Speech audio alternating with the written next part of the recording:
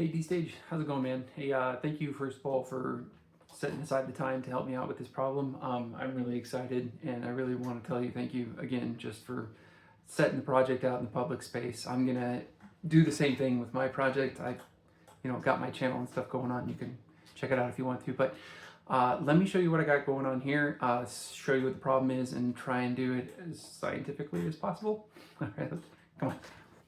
All right, so first let me kind of orient you to what's going on here. I've got your calibrations spreadsheet set up here. This is V2.2.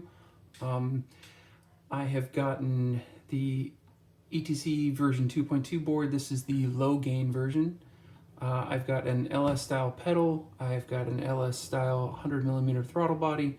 I've got a power supply here. It's currently supplying something like 13.2 volts. Just wanted to bump it up to a alternator style voltage. Doesn't seem to have any issues with that. I have tried this as well with exactly 12 volts. I don't think it really matters. You've got plenty of conditioning stuff going through here. And then the typical wiring. I don't know if you want me to go through too much of that, but we've got in the in the pedal, we've got the potentiometer. There are 3 wires going to here. In the throttle body, we've got 3 wires going to its potentiometer reading and 2 wires going to the motor. And then I've got common grounds, common hot, or common powers, and that's how it's all set up. So quick little demo, and I'll get you oriented to what the issue is. Okay, so I'll do a quick demonstration here of just how it's behaving. I think you can see the throttle body, and I've created these little tick marks here. So this is the full range of the movement, and you can follow this silver screw. That is the limit between these 2 pieces, or these 2 ears on the bracket. So it should go down about a little less than halfway, and then this butterfly will open up about halfway, and then if I keep depressing, this will actually flip back up, and you'll see the fluttering as I do it. So starting here, we're just going to start pressing slowly. There, it starts activating, goes down to fully open there, and then it's locked open. And if I keep pressing further, I hear the motor disengage, or at least it stops squeaking, and then eventually when I get towards the bottom, it'll shut, like it kind of cut off, and then it'll start vibrating again until I reach the fully depressed position. So just one more time, a little bit quicker.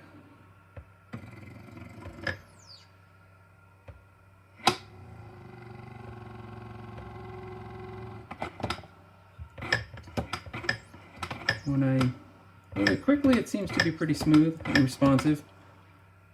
But like I said, if I hold it at any position, like if I were highway driving or something, it's got quite a bit of flutter. Now, I think I'll run through the calibration settings and exactly how I did it. I think that's what you asked for. I'm going to disconnect the motor. Just drop that down under here. And we can see, here's my 2 leads. Should drop down to 0. Okay. So following your calibration procedure, step 0, connecting the throttle and the gas pedal inputs power to the board. So power meaning 5 volt and ground. I've got 13 volts running to this, but I believe you've got this step down to 5 volts going out this way. I have measured that before, and that seems to be the case. So step 1, keep the throttle closed and measure the voltage at the TH input. So measuring from the ground to the TH input gives me a value of 1.543. I wrote 1.544 in the spreadsheet. Step 2, keep the throttle open manually and measure the voltage at the TH input. So we'll do from the ground to the TH again. I'm going to hold those with one hand. Oh, I think I'll hold those with this hand, so you can see. And then opening the throttle manually all the way open, get about 4.63 volts. Okay, closing that again.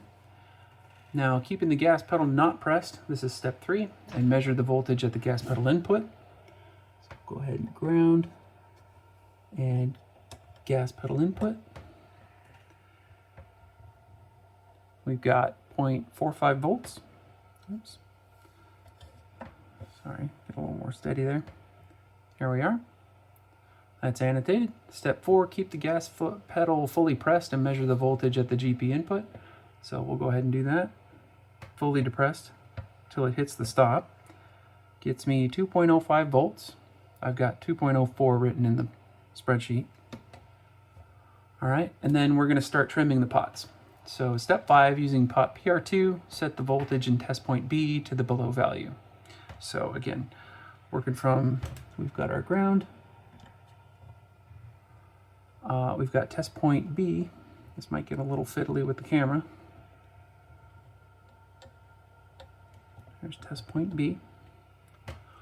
We want to set this to 2.73 as calculated. 2.82, I guess. I bumped it a little bit.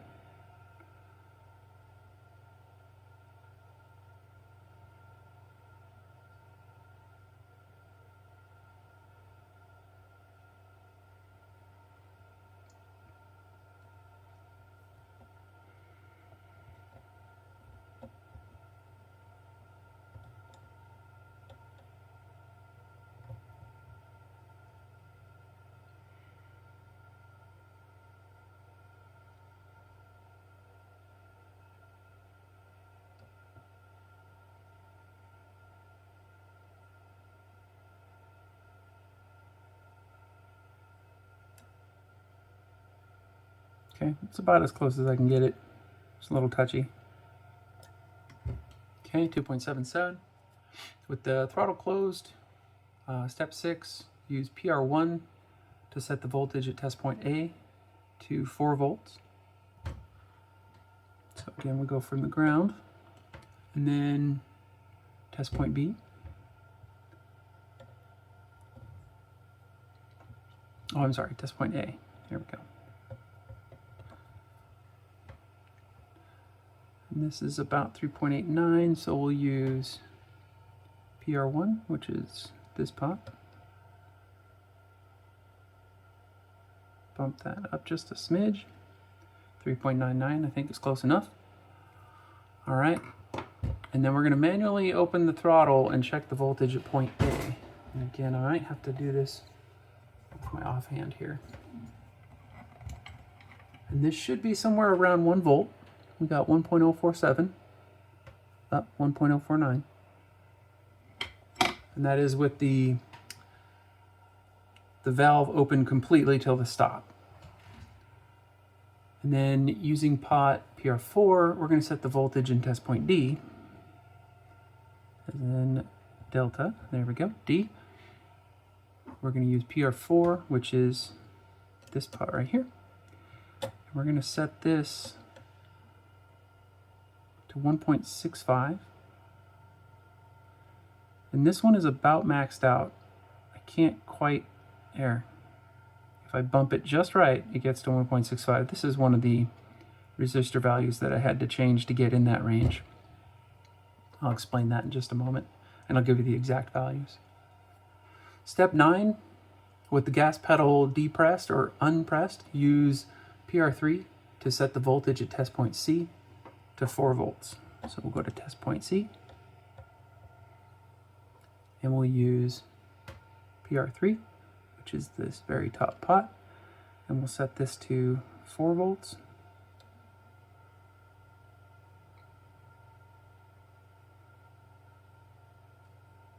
Oops.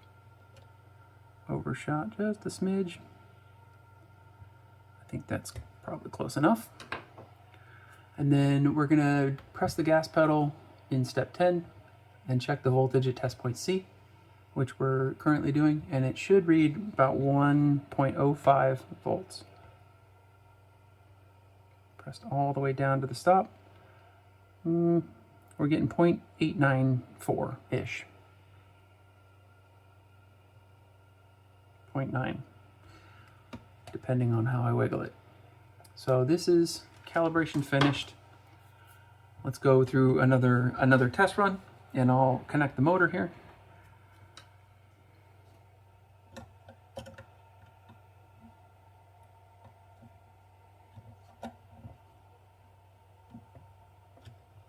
Okay. Make sure that's, yeah, there we go. Okay, just 1 second, I'll reset the camera. Okay, haven't made any changes to anything. I just moved the camera around so that we can see what's going on. And then we'll do the demonstration again. I'll just slowly depress this. There's fully open. And it should fall back, yep. And then, what's that? Oops, I'm gonna slide this board over a little bit. So,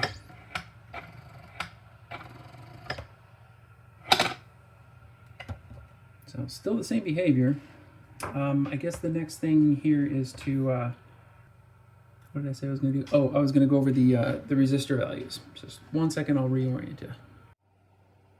All right, well, thanks for bearing with me. I'm going to splice in a little bit of video here so that you can see more closely what's going on here. You can't really read the labels of the resistors until I splice in that video. But here, this is just R33 and R32.